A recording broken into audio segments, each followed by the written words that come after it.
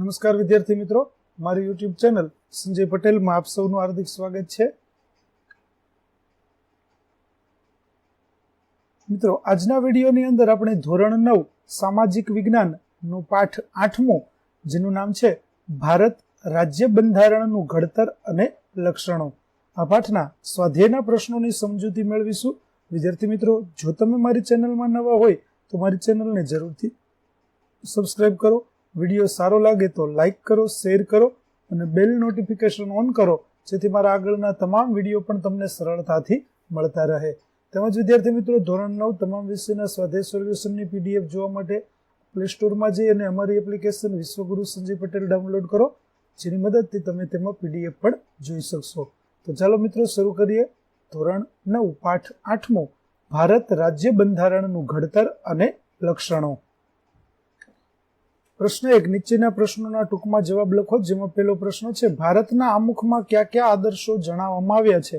તો સામાજિક, આર્થિક અને રાજકીય વિચાર, અભિવ્યક્તિ, માન્યતા, સાર્વભૌમ સમાજવાદી અને પ્રજાસત્તાક, ધર્મ અને ઉપાસનાની સ્વતંત્રતા, દરજ્જા અને તકની પ્રાપ્ત થાય તેમ કરવાનો, તેઓ સર્વમાં વ્યક્તિનું ગૌરવની સ્થાપના, એકતા અને અખંડતા સુદ્રઢ કરે તેવી ભાવના. બીજો પ્રશ્ન, સાર્વત્રિક પુખ્ત વય મતાધિકાર કોને કહેવાય છે? તો ભારતના બંધારણમાં 18 વર્ષની ઉંમરના તમામ નાગરિકોને કોઈપણ જાતિ, ધર્મ, શિક્ષણ, આવક, કોમ કે જન્મસ્થાન જેવા કોઈપણ જાતના ભેદભાવ વગર મુક્ત રીતે દરેક નાગરિકને સમાન અધિકાર આપવાનો તેને સાર્વત્રિક પુખ્ત વય મતાધિકાર કહે છે. ત્રીજો પ્રશ્ન, ભારતીય બંધારણમાં બંધારણ સમવાયી છે, ચર્ચો. તો બંધારણે ભારતને રાજ્યોના સંઘ તરીકે ઉલ્લેખ કર્યો છે. ભારતમાં સંઘ અને રાજ્યો વચ્ચે કાયમી સંબંધોની લેખિત સ્વરૂપમાં સ્પષ્ટતા કરવામાં આવી છે, એટલે રાજ્યોને સંઘથી અલગ થવાનો અધિકાર નથી.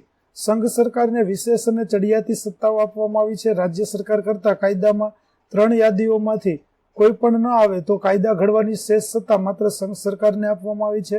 બંધારણે રાષ્ટ્રીય હિતને સર્વોપરી ગણ્યું છે.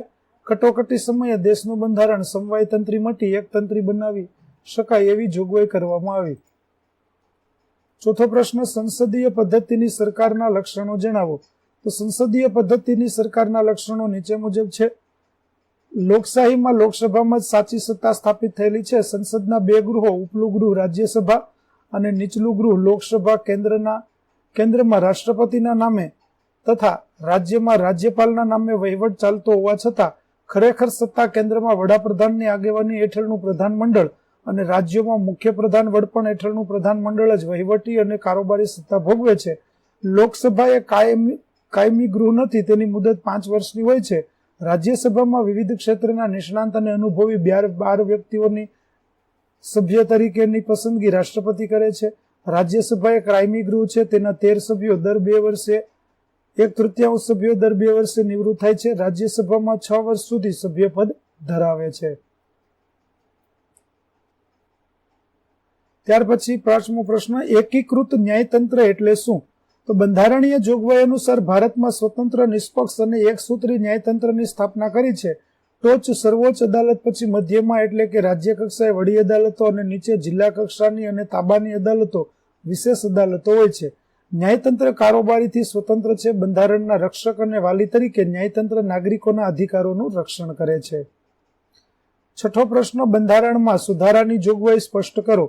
તો બંધારણમાં ફેરફારની કલમોને 3 ભાગમાં વહેંચવામાં આવી છે. અમુક જોગવાઈઓમાં સંસદના હાજર અને મત આપતા સભ્યોની યાદી બહુમતીથી સુધારો કરી શકાય છે. અમુક જોગવાઈઓમાં સંસદના બંને ગૃહોની કુલ સંખ્યાની, સભ્ય સંખ્યાની બહુમતી અને હાજર તેમજ મત આપતા સભ્યોની 2/3 સ્પષ્ટ બહુમતીથી ફેરફાર થઈ શકે છે.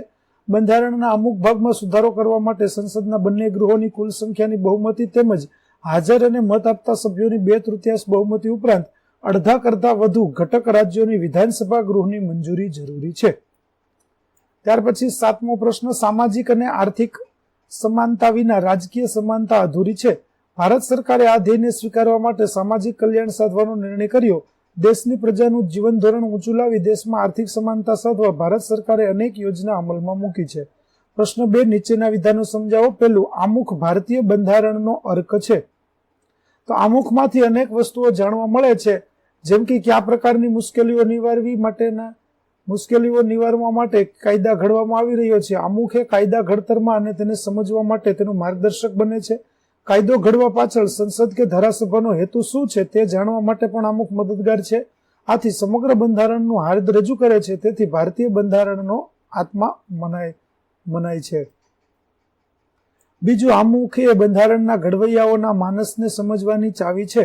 તો બંધારણથી ઘણા મૂળભૂત હેતુઓ અને મુશ્કેલીઓનું નિવારણનો કાયદા ઘડાયેલા છે. મહાન આદર્શો, ઉદ્દેશો અને સિદ્ધાંત આમુખમાં દર્શાવ્યા છે. આમુખના હેતુઓ દ્વારા ભારતમાં કલ્યાણ રાજ સ્થાપવાની ઉચ્ચ ભાવના અને આદર્શને સિદ્ધ કરવા માંગે છે. ત્રીજું, આમુખ એ હોકાયંત્રની ગરજ સારે છે. તો આમુખ એ હોકાયંત્રની ગરજ સારે છે કારણ કે કાયદાની કોઈ કલમ અંગે અસ્પષ્ટતા હોય ત્યારે કાયદાનો હેતુ સ્પષ્ટ ન થતો હોય ત્યારે આમુખના કાયદાનું માર્ગદર્શન લેવામાં આવે છે. તે સમજવાની ગુરુ ચાવી છે એમ મનાય છે. ચોથું, ભારતના બંધારણમાં સમવાયી અને એકતંત્રની બંનેનો સમન્વય છે.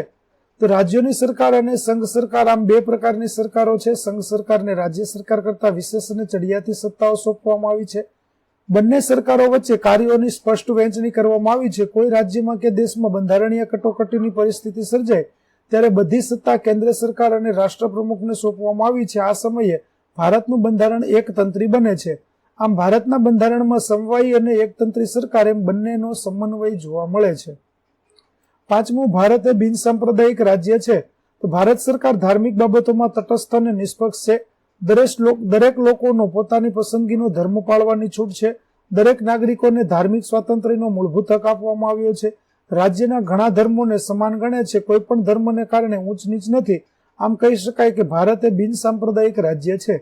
છઠ્ઠું, ભારત એ લોકશાહી પ્રજાસત્તાક રાજ્ય છે. તો ભારતમાં કોઈ પણ વ્યક્તિ કે કુટુંબનું પરંપરાગત શાસન નથી. સાર્વત્રિક પુખ્ત વય મતાધિકારનો મૂળભૂત હક છે.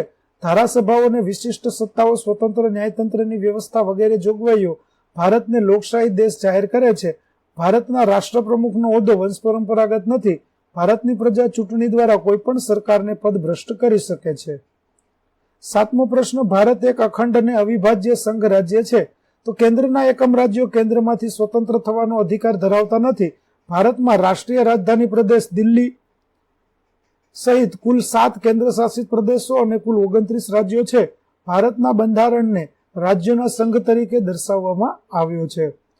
આઠમો પ્રશ્ન, ભારતનું બંધારણ વિશ્વનું સૌથી વિગતવાર અને વિસ્તૃત લેખિત દસ્તાવેજ છે. તો બંધારણમાં સંઘ અને રાજ્યોની શાસન વ્યવસ્થા, નાગરિકના મૂળભૂત હકો અને ફરજો, રાજનીતિના માર્ગદર્શક સિદ્ધાંતો, ન્યાયતંત્રનું સ્વતંત્ર માળખું, ચૂંટણીઓ, લઘુમતીઓ, પછાત વર્ગો અને જાતિઓ તેમજ વંચિત સમૂહોના ઉત્કર્ષ માટેની જોગવાઈઓ, કટોકટીની પરિસ્થિતિ માટેની જોગવાઈઓ વગેરે બાબતોનો સમાવેશ કરવામાં આવ્યો છે. આથી કહી શકાય કે ભારતનું બંધારણ વિશ્વનું સૌથી વધુ વિગતવાર અને વિસ્તૃત લેખિત દસ્તાવેજ છે. બંધારણમાં કુલ 22 ભાગ છે. તેમાં 12 અનુસૂચિઓ અને 395 અનુચ્છેદો છે. ત્યાર પછી પ્રશ્ન 3, નીચેના પારિભાષિક શબ્દો સમજાવો. પેલું, બેવડું નાગરિકત્વ. તો શાસન વ્યવસ્થામાં સમવાયી તંત્રી નાગરિકો બેવડું નાગરિકત્વ ધરાવે છે. બે પ્રકારનું નાગરિકત્વ એટલે કે બેવડું નાગરિકત્વ. સમવાયી તંત્ર યુએસએમાં છે ત્યાં દરેક નાગરિક બેવડું નાગરિકત્વ ધરાવે છે. બીજું, સંસદીય પદ્ધતિ. યુએસએમાં પ્રમુખ પદ્ધતિની લોકશાહી છે. સંસદીય પદ્ધતિ એટલે કે શાસન પદ્ધતિમાં સંસદ લોકો દ્વારા ચૂંટાયેલા પ્રતિનિધિઓની બનેલી સંસદ. ભારતમાં સંસદીય પદ્ધતિની લોકશાહી છે. ત્રીજું, જવાબદાર સરકાર. તો સમગ્ર મંત્રીમંડળ તેના કાર્યો માટે લોકસત્તાને સંયુક્ત રીતે જવાબદાર ગણે છે. તેથી સંસદીય સરકાર જવાબદાર સરકાર કહેવાય છે. આત્મવિશ્વાસનો ઠરાવ મંત્રીમંડળ સામેનો ગણાય છે. આવું મંત્રીમંડળને રાજીનામું આપવું પડે છે. ત્યાર પછી કેન્દ્ર યાદી. તો સંઘ યાદીમાં કુલ 97 જેટલા વિષયોનો સમાવેશ થાય છે, જેમાં કાયદો ઘડવાની સંપૂર્ણ સત્તા સંસદ ધરાવે છે. અણુશક્તિ, વીમો, તાર ટપાલ, રેલ જેવા રાષ્ટ્રીય મહત્વ ધરાવતા ક્ષેત્રોમાં કેન્દ્ર સર્વોપરી સત્તા ધરાવે છે. ત્યાર પછી રાજ્ય યાદી, જેમાં 66 વિષયોનો સમાવેશ થાય છે, જેમના પર કાયદો ઘડવાની સંપૂર્ણ સત્તા રાજ્યોની ધારાસભાઓ ધરાવે છે. કાયદો અને વ્યવસ્થા, કૃષિ, સિંચાઈ, ભૂમિ, વેપાર, વાણિજ્ય વિષયક સેવાઓનો સમાવેશ થાય છે. ત્યાર પછી સંયુક્ત યાદી. તો સંયુક્ત યાદીમાં 47 જેટલા વિષયોનો સમાવેશ કરવામાં આવે છે, જેમના પર કાયદો ઘડવાની સત્તા કેન્દ્ર અને રાજ્યો બંને ધરાવે છે. સમવાય તંત્રમાં કેન્દ્રની યાદીમાં પણ વિશેષ સત્તાઓ આપવામાં આવી છે. ત્યાર પછી શેષ સત્તા. તો જે વિષયનો કેન્દ્ર જે વિષયનો કેન્દ્ર અને રાજ્યો વચ્ચે સત્તાની સ્પષ્ટ વહેંચણી ન થઈ હોય તે વિષયનો સમાવેશ શેષ સત્તાઓમાં કરવામાં આવ્યો છે. તેથી રાજ્યોએ કેન્દ્ર પાસેથી ગ્રાન્ટ સ્વરૂપે આર્થિક સહાયનો આધાર રાખવો પડે છે. 8મો શબ્દ સમાજવાદ.